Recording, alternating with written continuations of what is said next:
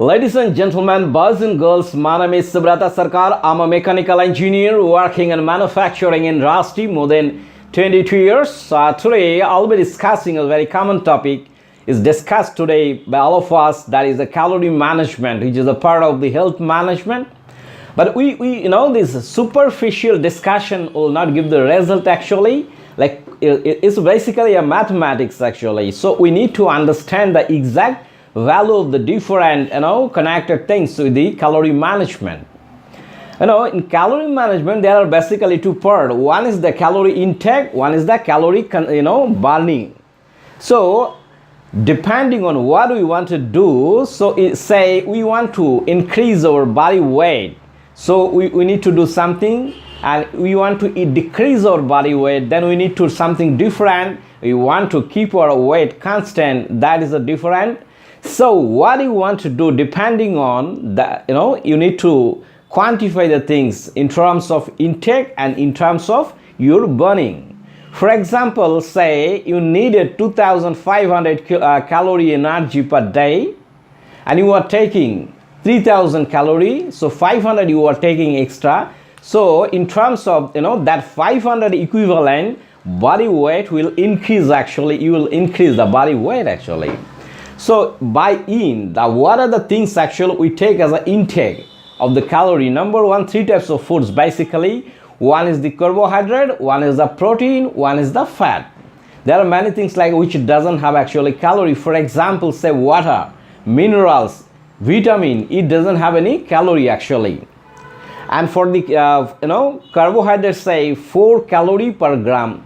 For protein also very close to 4 calorie per grams. And fat is around 9 calorie per gram. So these are the things actually we need to calculate how much we are taking. Now what in terms of the calorie out, there are three things, important things. One is the main things is the BMR, that is basal metabolic rate. Means if we do not do anything, there are some energy needed to function of the body, that is basal metabolic rate. Then another part is the physical activity, that also consumes some amount of the calorie. And there is another part that is called thermic effect of the body, by which some amount of the energy is burnt out. So specifically 60 to 70% of our energy burned for basal metabolic rate, and 17 to 32% depends on what the person's activity level, that is consumed by physical activity, and 8 to 10% consumed for thermic effect. Or in a simple way, single figure, if you want to remember, 70% consumed or burned for basal metabolic rate, 20% for physical activity, and 10% for thermic effect. Now, and there you will find that a lot of formula for basal metabolic rate in internet. Formula is different for male and female, and there are some inputs like your ages, your height, your body weight, etc. needs to be given, and your physical activity level, like you are a sport person or a moderate activity. So depending on that, you will find the basal metabolic rate. And what is your basal metabolic rate? Minimum amount of the energy needed, because that chart is depends on your age, a lot of other factor, and so you can get this information from internet nowadays. For example, say a female has got say 1400 calorie for basal metabolic rate. So total calorie requirement per day would be about 1400 divided by 70%. So 2000 calorie is the requirement of the total calorie. Now we need to what are the foods we normally take. We find that there are calorific value from the internet. Say chicken, say 100 gram chicken, what is the calorific value actually you'll find in internet. Like those chickens, because all let's say in meat 100% is not protein, there is some particular portion that is protein, major less protein. So for every amount and the types of the food, you can find what is the calorie intake. So accordingly you can buy a digital weighing scale. Say let's count 1 grams and maximum capacity say 1000 gram. From the online you'll find such instrument is available. So from that, whatever you are eating, you'll get this calorie intake of your body. and the formula from BMR you can get calculation of your how much calorie you are needed actually. Like this is the typical dish, very clean dish like chicken, spaghetti or little rice. So this is a balanced dish actually, usually with the protein actually.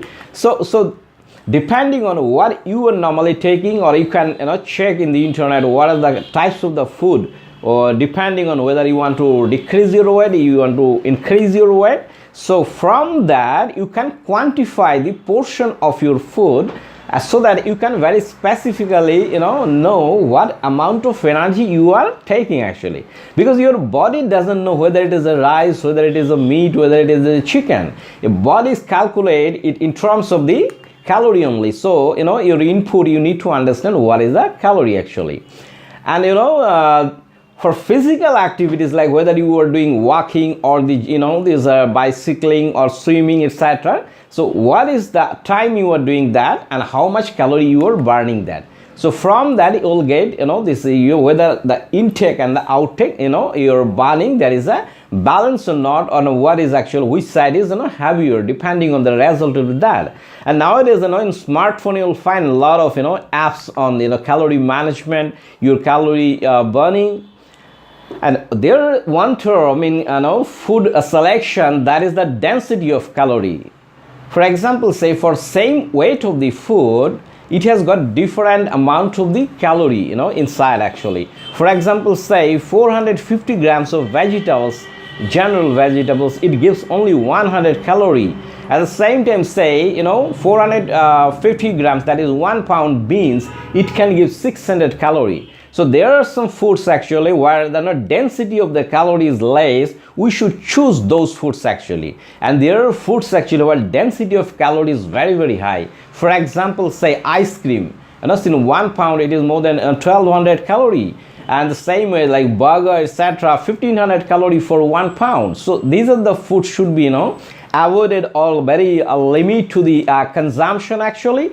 So depending on your net decrease or increase, that will decide whether your body weight will increase or decrease actually.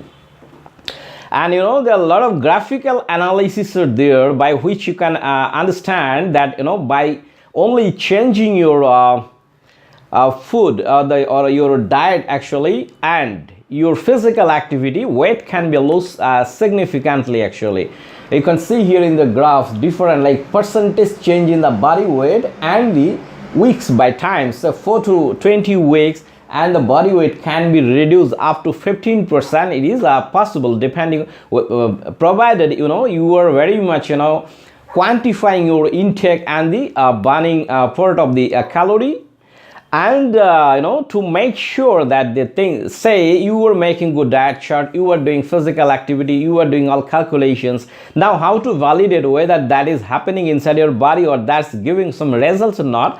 For that you need to buy a weighing scale, say digital weighing scales are available, and every day in the morning you should check your weight and write it, and maybe after in a month you can plot a graph actually whether things are going, what is the trends actually. So depending on, you need to change or revise your diet chart or the physical activity, because body is after some times, if you are doing the same food for 6 months, body will it will what I say, seasoned with the foods and the activities. So if you want to change some your body weight actually, so you need to change in your diet as well as in your physical activity. That's very important actually.